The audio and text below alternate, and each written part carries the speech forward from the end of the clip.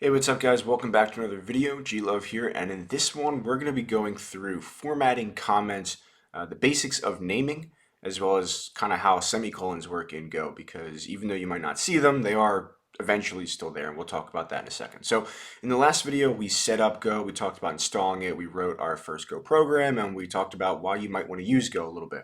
But in this one we're going to start getting into some actual code and looking at things. So let's jump right in. I zoomed this in more than I did last time, I think, so hopefully this is enough. If it's not, let me know down in the comments, and I'll try and adjust for next time, but hopefully it's good. So let's talk about formatting first, right? So the idea that in Go, well, when you're programming, there's different ways to format your code. A lot of languages do it differently, a lot of developers do it differently, a lot of companies do it differently, a lot of projects within those companies might even do it differently. And so, the idea is that Go, one of the things they want to do is take away the confusion that might come around with formatting things, ending up with these long, very, very long style guides. And actually, you will see, let me see if I can show you really, really quick. You will see, even though that Go is doing a lot of the formatting for us, Go style guide, you will see that certain companies do still have style guides for their Go code, right? So for example, this is Uber. If we go here, we can see, Uber. Uber is open source for Go development, right?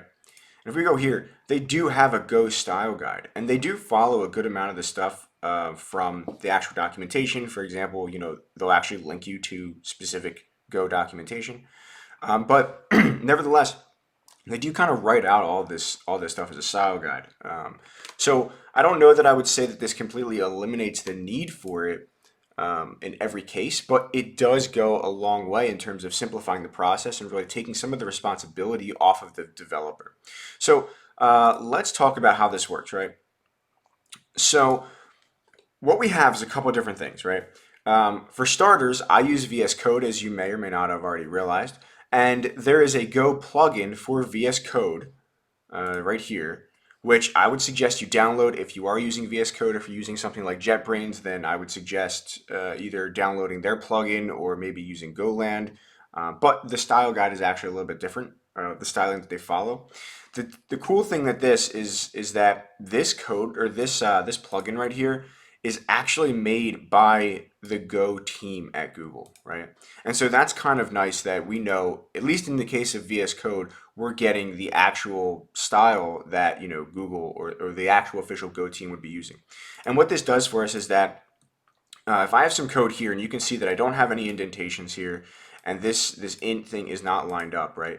What we can do is we can just hit save, and it will automatically style everything for us. But let's say that we don't have this plugin, right? Okay, so no worries, right? So we'll undo that, and then we'll go and we'll disable this plugin. It requires a reload, so no problem. We'll go and we will reload this, right? You can see that it now results in the same thing basically that we got when we just hit save when we had that plugin activated, right? And so basically this command will format your code for you. And now if you wanted to, you could also, let's say we don't actually, so this W flag right here is going to overwrite the code that you actually have written inside of your source file. But let's say that you don't want to do this, right? Let's say that you just want to see what the output would be to kind of compare what you have to what Go thinks it should be. And so we can do that just by running that command, right, without the W flag, and we get, our code printed to standard out, which in this case is printing to our terminal, and this will give us the formatting that it thinks it should be, which in this case would be nothing different than what we had already done, because we had kind of updated it appropriately. Okay, so I'm gonna do that again. I will redo the plugin there. Let's clear this. Now let's talk about comments. Okay, so comments are kind of interesting, right? So we have, the normal stuff, which is a single line comment and a multi-line comment. Now we have some ways that we can kind of talk about, how comments should be used. I mean, you use comments in the same way that you would any other language. to talk about what your code is doing, maybe give yourself some reminders and whatnot. But in addition to that, what we can do is we can also have different ways of using comments that can provide us with documentation in the future, right? So Go kind of takes this approach to make documentation a little bit easier on behalf of the developer.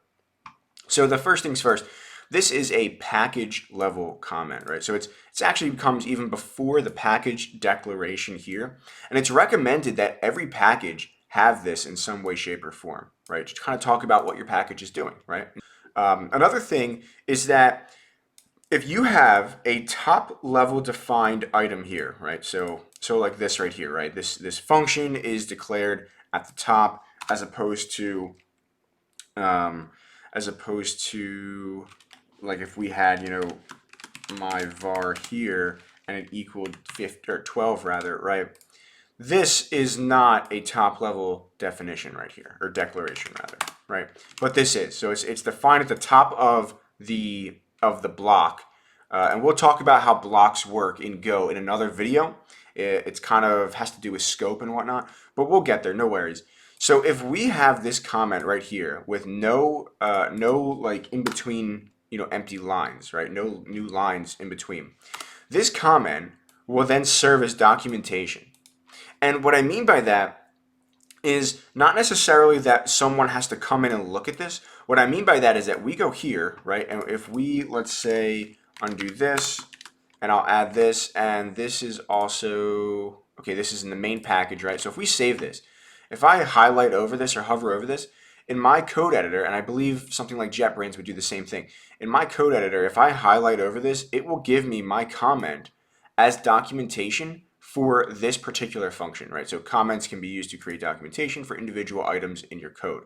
And that is the exact same thing that I have written here. Now, something else, and we're not going to talk about this in this particular video, but we will get there eventually, I promise. Something else is that Go has its own documentation tool called GoDoc. And what GoDoc will do is it will go through all of your code. It will read it all. And it will take all of these declarations like this, right? It doesn't take the implementation or the definition here, but it will take all of the declarations like this, and it will take all of the comments that come directly before those declarations, and it will use those comments as documentation, and it will provide you with an actual, website, an HTML output and a website that you can use to just serve as a documentation website for all of your code. And so that's something that's really, really cool. I don't know if I'd say it's unique to Go. I'm not familiar enough with all the other languages out there to know if this is unique to Go. But I can tell you that as far as I know, this is not something that comes installed with any other language when you install it. But with Go, we get it out of the box. We don't have to use any other type of plugin or package or anything to get this features or to get this functionality. All right, so now that we've talked about formatting, we've talked about comments, let's talk about the names of things, okay? The names of things. And by the way, I know that we're seeing a lot more comments in the source code here. This is a new style that I'm trying, so if it seems like I'm all over the place, it may very well be the case, but let me know down in the comments what you guys think about this new style that I'm trying out here, because hopefully it allows me to be more fluid. We don't take as much time with me actually writing code, but let me know down in the comments. All right, so let's talk about the names of things and how this kind of works. And we're actually going to start right here. I know there's a lot of stuff going on, so maybe I'll try and maybe when you're seeing this, it'll kind of all be empty. I don't know. We'll see. But right here, we're going to start, right? And so we kind of, you have this idea of like private versus public things in packages when you're building software. And this is something that, a lot of other languages do. But a lot of times they have, words, keywords in the language that delineate or that specify kind of what is a publicly available item and what is private to that package's own implementation. But in Go, we don't have that, right? So we clean this up a little bit by simply having a lowercase such as this right here and an uppercase, which we'll see in a second, for a private. So lowercase is private, uppercase is public, right?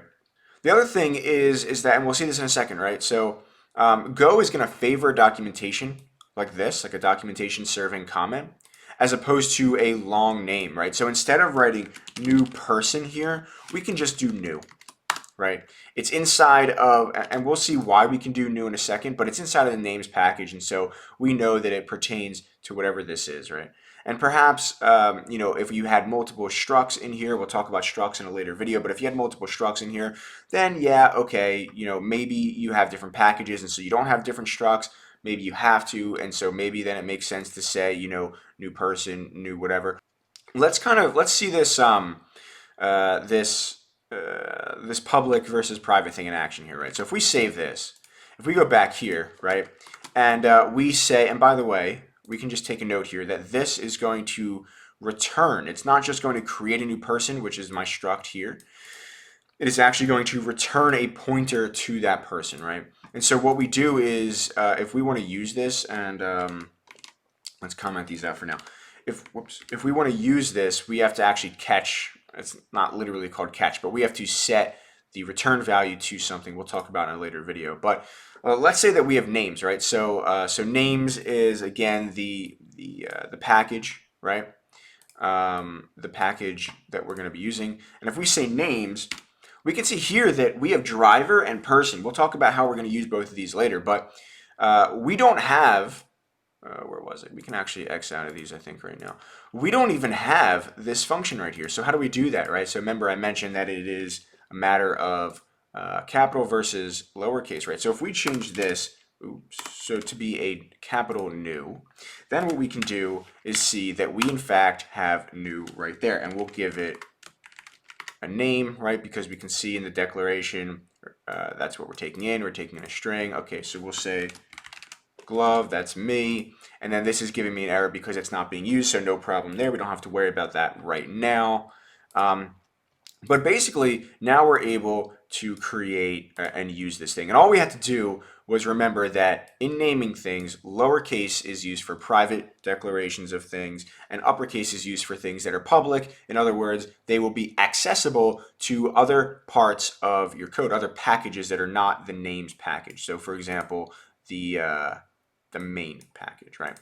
And it's also important that you understand that when we name things like this, lowercase versus uppercase, when we use uppercase naming for things like this, this becomes a part of our packages API. A lot of times when you're building an API, or maybe when you're starting to get ready with get into development, or even when you're building something, you kind of think of APIs in terms of, an API that communicates over a network, right? But it's not actually true that that's not like limited to just that, right? So this is an API here too, right? How we interact with our packages is also the API, and so this becomes a part of our package names API, right? All right, let's talk about package names and how we kind of name them, right? So we're going to use lower cases for our package names, so lowercase names, and we're also going to use one word. So we don't want to have some complicated names, right? If you really have an issue where the names are that much of an issue, you can alias the package name within some other package that you're using it within, but ideally you don't have to do that, right? Even if you have, if you created a package that is the same as another package, likely there are differentiators between the names within those packages. Again, you can alias it if you want, right? So if we came here, we are using names, right? And so what we'll do here, and by the way, this I think we talked about in our last video, is that this is just how you would import multiple packages. So we could do this, right? And then name, and the reason that it got rid of it was because it wasn't being used. But we could do this, so now we have a package called names, which is being aliased to name, but ideally we wouldn't have to do that. Also keep in mind that when we import packages, it's being imported based on its path, okay? Even though the package is only called names, right? So there shouldn't be too much confusion when it comes to, what's the word? Conflicts? No, we'll just go with conflicts for right now.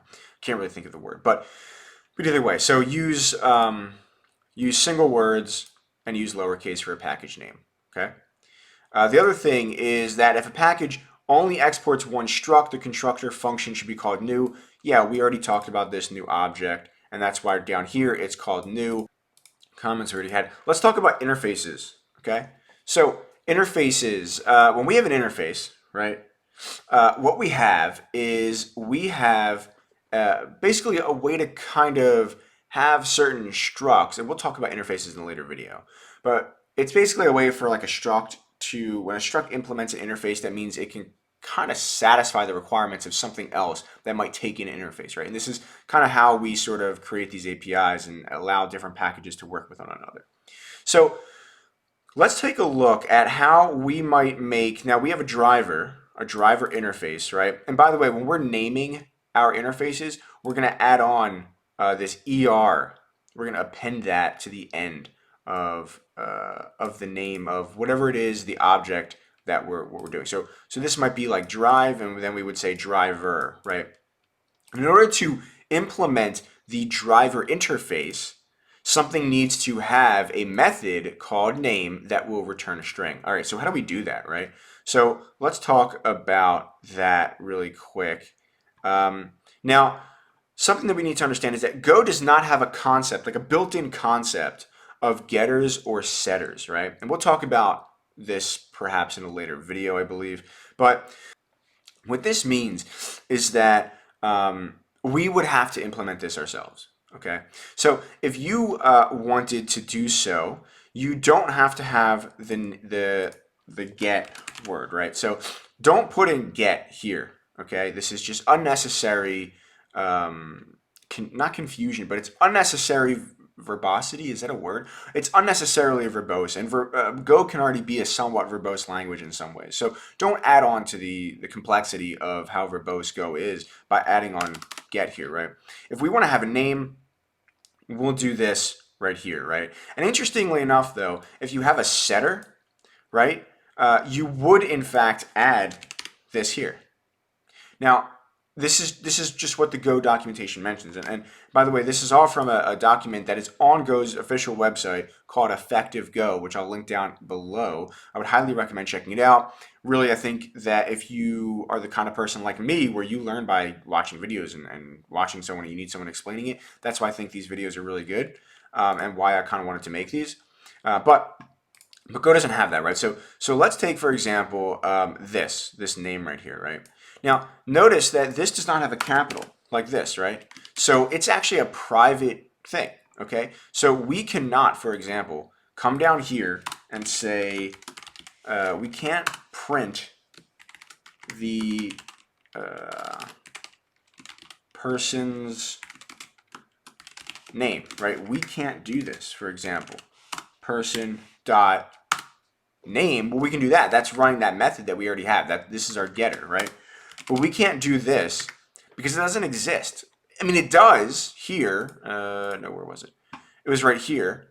We see that it exists, but otherwise it doesn't quite exist, right? Like it's not available publicly to other packages, right? So what we would then do is we would have a getter, which would basically allow us to get a property of a struct in this case, without having to make that property on that struct public if we didn't want to for some reason. Now, like I said, right, we're not going to put this get right here. What we're going to do is just use this method. And so if we were to then do this, we could then run our code, and we would do so by doing run main.go, and this would give us, even though that wasn't publicly available, this is still, because of that function, going to give us a glove right there, right? And so this is how you would name a getter or a setter should you find a use case for them, and there certainly are use cases for them out there. Okay, another thing is that, and I've seen developers do this, do not use dot notation when importing packages, okay? Now, what does this mean? So if I had this, if I added dot notation here, now it thinks that it needs to add that again. It doesn't, and I'll show you why, because now we don't need that names, okay? Now, what does the dot notation do? Essentially, the dot notation makes that everything that is imported from that package is imported at like a top level, unaliased, into the package that you're importing it into. That means that Go now thinks that this new is a part of the main package, in which case we don't have to access it from the names package. Instead, we're able to access it as if it were a part of our main package. For example, if I'm just going to copy some code here because I don't want to type it out. Okay, if we had this, and let's say that it just like does something, right? And it takes in new, I don't know, some function. And I didn't spell function right. Okay, so we have some function here, right? So we can call this in the same way that we can do everything else, right? Some function, and it takes in glove, right? Now we're able to call these things in the same way, okay? Even though this exists, literally exists, in this main package, and this does not, okay? That's what this dot notation does. Don't use the dot notation. And the reason is because the dot notation is really there it's there. Just did something else I didn't want to do. It's there for, probably some use cases that perhaps I haven't actually gotten to yet, haven't really had a use for. But one of the things that it's there for is that it will make testing easier. So that when you're writing your Go test, and this is something that we'll get into maybe another series, because I don't really see this as being, getting started with Go. I think this is probably its own series in terms of complexity and what it relates to and whatnot. But when you're writing your tests, there are instances where you need functionality from your from your code to be available in your tests, and so you might use that, right? Collisions. When I use the word conflicts, I was looking for the word collisions. All right, yeah, my bad. But this can cause collisions in your code. And more importantly, if we do this, okay, if we do this here, someone else, let's pretend that we have a really, really long document, a really, really long file here with different code in it, right? And so we, as developers coming in, even ourselves, when we're coming back to our own code, maybe a few months later, we might forget that we had the dot notation here, and we might be looking for this new function that doesn't exist. And we're not going to know where it is because we'll know where it is eventually, right? But this is a lot of confusion that just is unnecessary. And there's nothing wrong with having names here like that. In fact, it is more self-explanatory. It's clearer. It's easier for other developers to deal with. And so don't use the dot notation. I've seen developers do it. Don't do it. All right, let's talk. We already talked about interfaces, and we'll have a whole video. I don't know about a whole video on interfaces, but we'll have a video in which we are talking in great detail about interfaces and kind of how to use them. So don't worry about that. All right, now let's move on a little bit. Let's talk about semicolons, right? Because you might have noticed in all of my code here, I don't have any semicolons. And the question is, well, does Go actually have semicolons? Well, to answer your question, yes, Go does have semicolons. We just don't see them. So Go is similar to C and actually a lot of other languages in that it does have semicolons, but it's the lexer it's Go's lexer that is adding in the semicolons for us. And here I have this quote, which is actually from Effective Go, which basically talks about the rule. There's one rule that determines whether or not a semicolon gets added by the lexer. So let's read this out. And also, gonna bring it down here. If the last token before a new line is an identifier, a basic literal such as a number or a string constant or one of the tokens, we add a semicolon. So that doesn't include this right here, which means that in this case, Go is going to add a semicolon to this if statement, which means that it's no longer a valid if statement because there's no execution block, which is why this is incorrect here. You guys, if you're coming from C or if you have any familiarity with C, you might know that some people in C, actually a lot of people in C, put their curly braces, their starting curly braces on the same indentation level like this, okay? Now, this is the only language that I've seen that happen, although I'm sure there are some others. Actually, I'll just go with that. But in Go, we don't do that. We put our curly braces starting on the current line, like right here, right? And this results in that when Go goes to build our code, when it lexes our code and everything, it will not add a semicolon here, which it shouldn't do, okay? But in the case of, let's say, having, my var equals 12, it will add a semicolon here. This will then end up being like that. And so what this gives us is that Go will basically take care of all of the semicolons, even though they are there. We don't have to deal with them ourselves, and we don't even have to see them in terms of what's actually written in our source code, which makes it clearer, cleaner. And this is great because, as we'll see in the future videos, there are certain cases where Go is not exactly the the most concise of languages, even though overall it is pretty concise, it is pretty clean. So I hope that was a good video for you guys. We did a really, really great deep dive into the basics of how things are named, how we use comments, how we use semicolons, some other stuff, formatting. So I hope this was like a really, really interesting video. Please, if you're enjoying this, let me know down in the comments below. Even like the video, that would be awesome. Share it with your friends or family or whoever you know that might be interested in it. This is like, my goal with this is that it is kind of like, the ultimate introduction to Go. When I was learning Go, the course that I took, the stuff that I read did not go into this much detail about things. So that's kind of my go, is that that's kind of my goal, not my go. That's my goal, is that you come out of this really feeling comfortable with the language and really kind of being an expert on the syntactics, or sorry, not the syntactics, the syntax of the language, how it works, why it does certain things, why it exists in a certain way. And so you can really become a proficient Go engineer as quickly as possible. So again, thanks so much for watching, guys. If you enjoyed the video, subscribe and comment, like all that fun stuff, and I will see you in the next one. Take care. Bye.